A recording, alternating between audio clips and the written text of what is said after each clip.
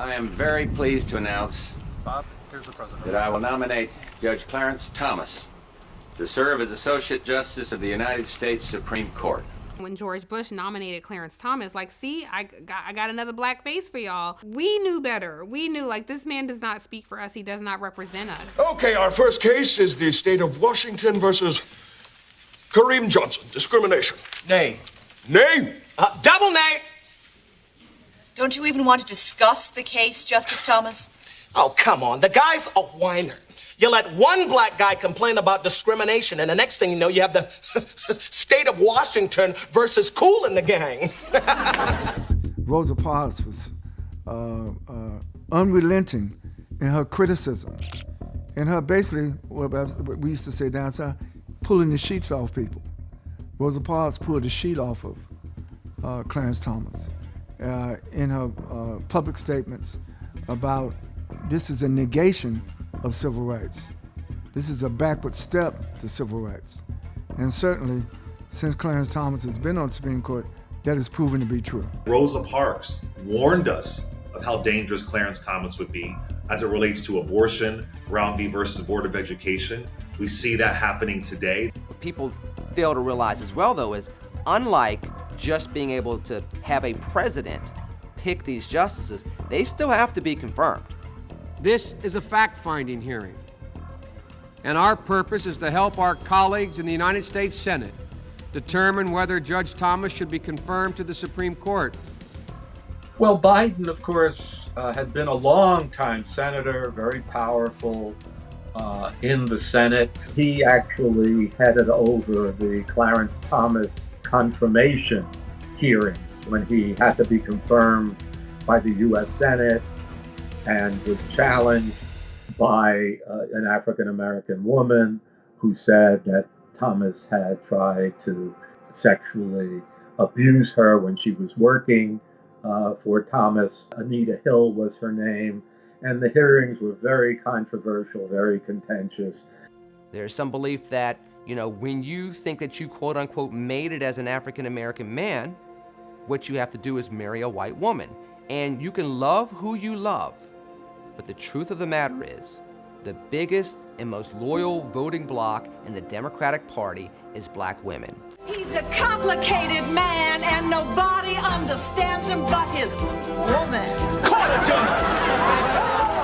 And when black women see that they can be the most disrespected, pushed aside, taken for granted portion of the United States of America that has been abused, raped, left behind, and given no rights and no support for such a long time, where they've been called everything from welfare queens to whores. There's a resentment to it, and it's a rightful resentment. Tell the committee what was the most embarrassing of all the incidences that you have alleged. Do you have anything to gain by coming here? Are you a scorned woman? Do you have a militant attitude relative to the area of civil rights? The issue of fantasy has arisen. Are you interested in writing a book? I guess one really does have to understand something about the nature of sexual harassment. It is very difficult for people to come forward with these things. Hill was, I think, probably correct that Thomas was lying during the hearings, but there was no woman on the committee, and there was no black on the committee. Of course, Clarence Thomas was black, so it was really very complicated. But Biden was criticized at the time for not taking a harder line against Clarence Thomas and being more sympathetic to Anita Hill. And there are those who hit the grifting lottery like Clarence Thomas. So help you God. So help me God.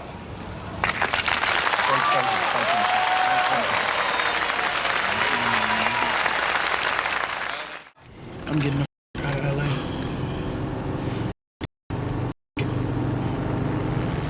Can't go nowhere without it getting all shut up.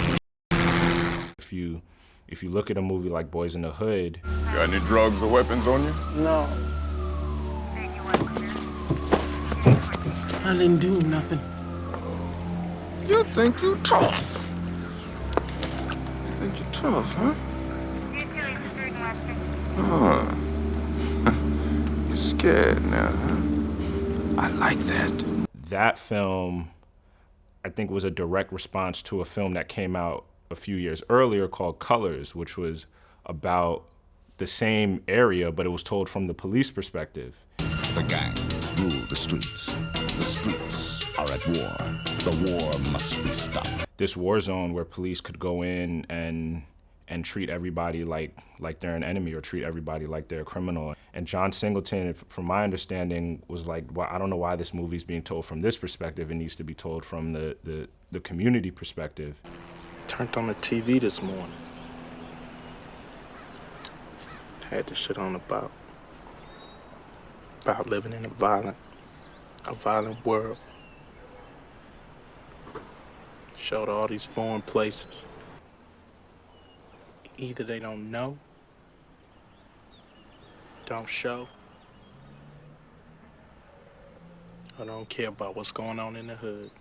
So I think those films were intended to humanize when you have entire communities that either you deal with it directly or your family members deal with it. It's gonna leave a mark, and it's unfortunate because this is part of the disenfranchisement that doesn't get discussed, is the impact it has on the psyche and on the mindset that a lot of Black people have to walk around with.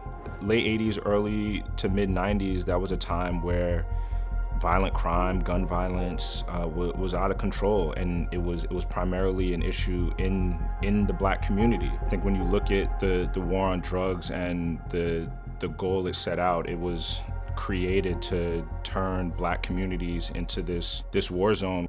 Good evening. This is the first time since taking the oath of office that I felt an issue was so important, so threatening, that it warranted talking directly with you, the American people. All of us agree that the gravest domestic threat facing our nation today is drugs.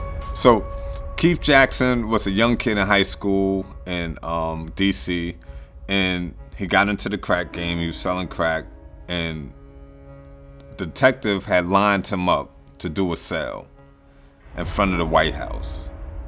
And then Bush used that as a prop. This is crack cocaine, seized a few days ago by drug enforcement agents in a park just across the street from the White House.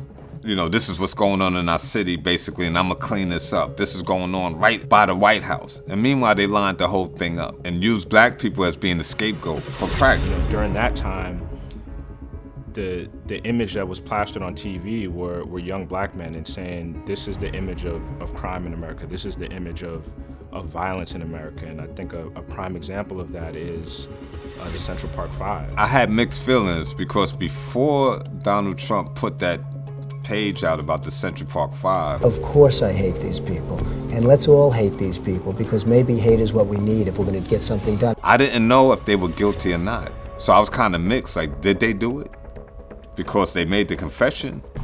I have been informed by the detectives that you wish to make a statement. Come on! You wish to say something? Yes. Right now, Trump putting out this ad, and if somebody raping people in the park, right? Like, you know, our community was against that. So, you know, until it came out later that they were innocent, I believed what the media was saying. You had Rodney King, the video, the beating, and that started off a whole wave of awareness about the treatment by police of African Americans in this country. When those police officers were acquitted, people were outraged. They were infuriated. African Americans wanted retribution. What followed Wednesday's jury verdict in the Rodney King case was a tragic series of events for the city of Los Angeles. What needs to be done next, Ms. Waters? What do you think the answer is here? Well, I think the problem is for the past 12 years, we have seen just a lack of leadership and a lack of attention to the cities. It is not unreasonable to ask the president and the Congress of the United States to invest money in the inner cities. The president has said he will not do it. Yesterday, the violence spread to Atlanta, Seattle, San Francisco. But the pain and fear is now being felt all across this nation. The violence must stop and the healing must start now.